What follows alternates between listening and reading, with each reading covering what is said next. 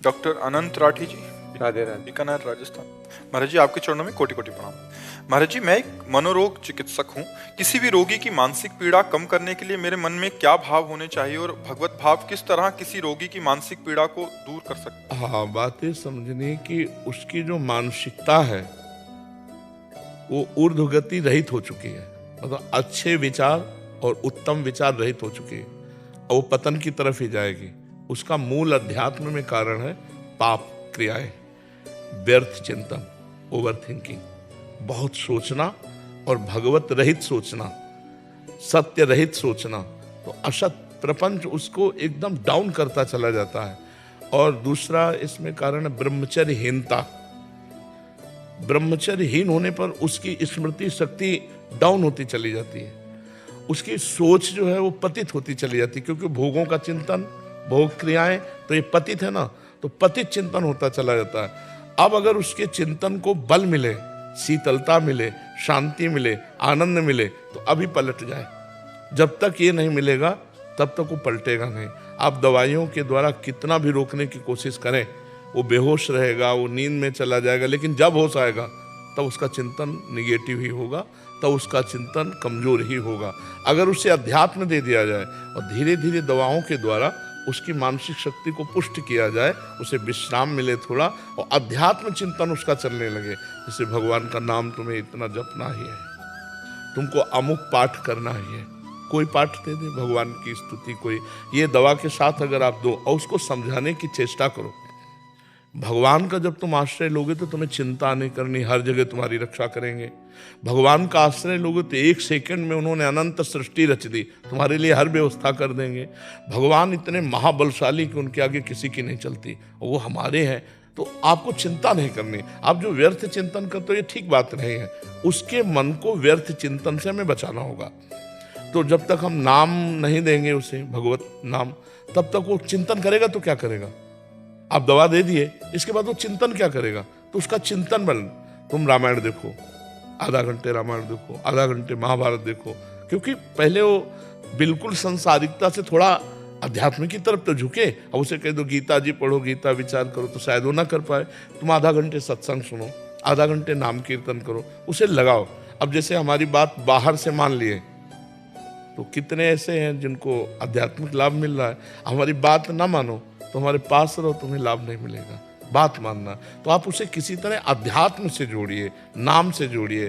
राम नाम, कृष्ण नाम, हरि नाम, राधा नाम, नाम जपने लगे सो बस मंगल हो जाएगा, आप देख लीजिएगा। महाराज जी, ओवर थिंकिंग में अभी हम एक जने से बात कर रहे थे, उसको भी यही वो था, तो भय का बहुत वो रहता है महाराज जी, हर चीज का भय। वो मतलब बार बार कह रहा था मुझे डर लगता है, ये दवाई से डर लग रहा है। देखो, अपने द्वारा कुछ ऐसे पाप हो जाते हैं जिनको हम प्रकट नहीं करते, जिनका कोई दंड नहीं मिलता, वो बुद्धि पर, बुरी दशा आने के पहले बुद्धि बदली जाती है, समझ रहे हो ना?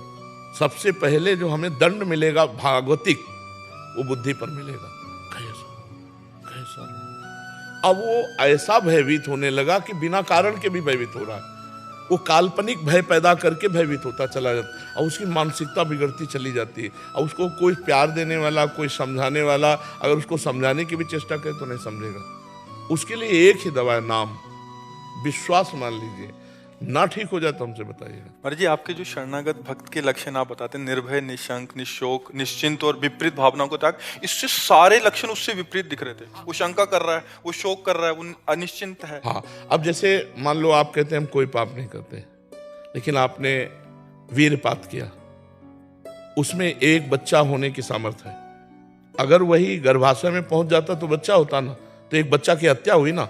लाखों पाप हो रहे हैं, लाखों अपराध बन रहे हैं, ये सब करेंगे क्या?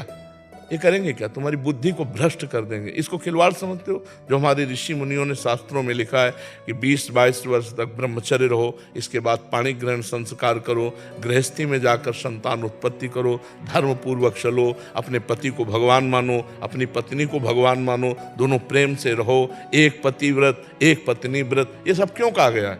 पापाचरण, मनोरंजन, तो भी भोगो, कुछ दिन बाद मनोरंजन का फल अपने आप आ जाएगा कि आपका दिमाग ही आपको दंड देने लगेगा।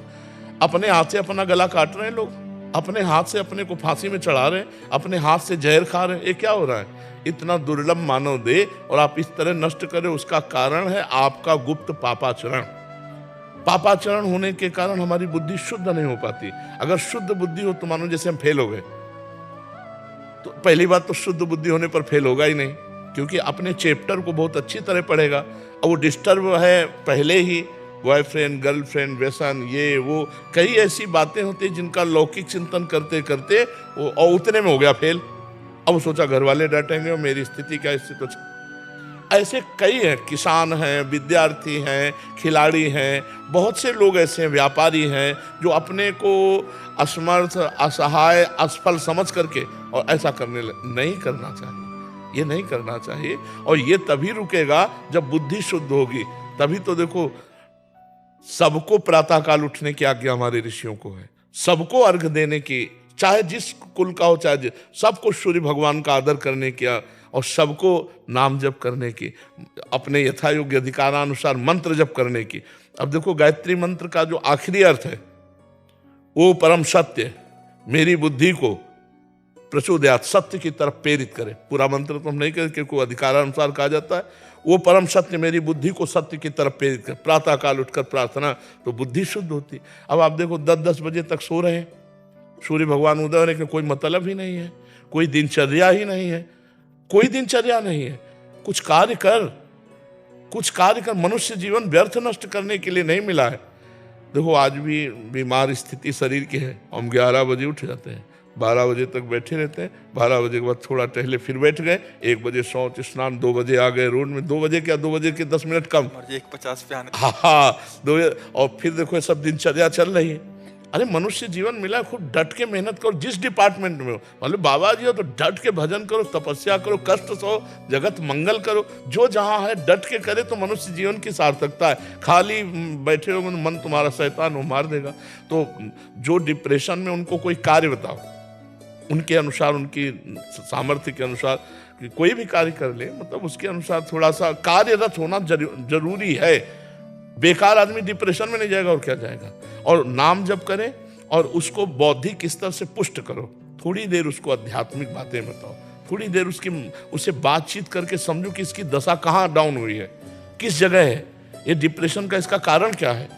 तो विचार शक्ति ही हमको महान बनाती है, विचार शक्ति हमको नीच बनाती है। हमारे अच्छे विचार होने के लिए विवेक की जरूरत है।